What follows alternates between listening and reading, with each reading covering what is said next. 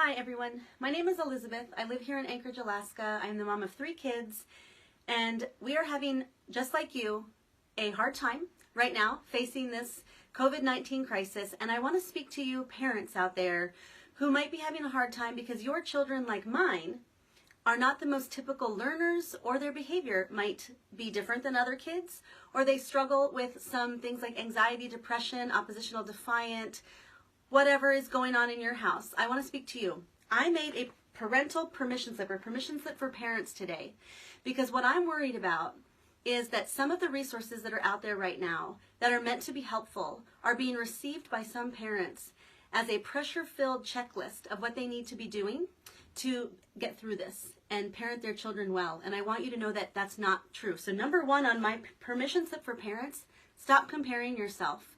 Look at the resources if they're helpful and set them aside if they're not. Only you and your family know what your kids need and the unique characteristics of your children. Number 2, sleep in. By all means, for God's sake, let your kids sleep in. Unless their online school starts at 8 a.m. right now, we're all doing more sleeping in our family too. Let them sleep in. They, like you, might have been awake last night, anxious and worried about what's happening right now. So give a little grace there. Number 3, screen time.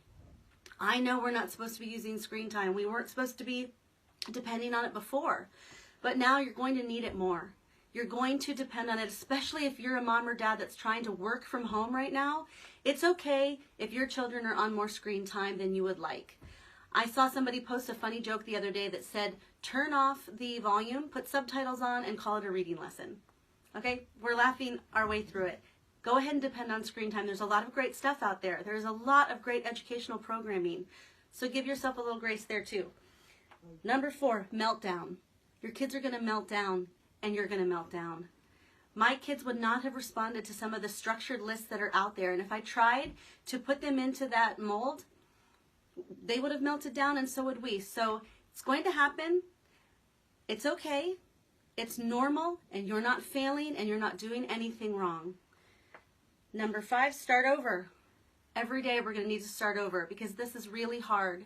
And those of you that have kids with special needs, or children that learn differently, or children that have anxiety disorders that are just melting down 10 times a day, it's okay. You're not failing. It's normal. And start over the next day. And then my last one, reach out for help. This is a really hard time, and in the comments below this video are going to be some resources if you need to reach out. We all need to reach out to our friends, to our families, and to agencies within our city and state and nation right now to help us. Reach out if you need help. Give yourself a little pep talk that you're not failing. These are really hard times, and don't compare yourself to others, okay? Hang in there, everybody.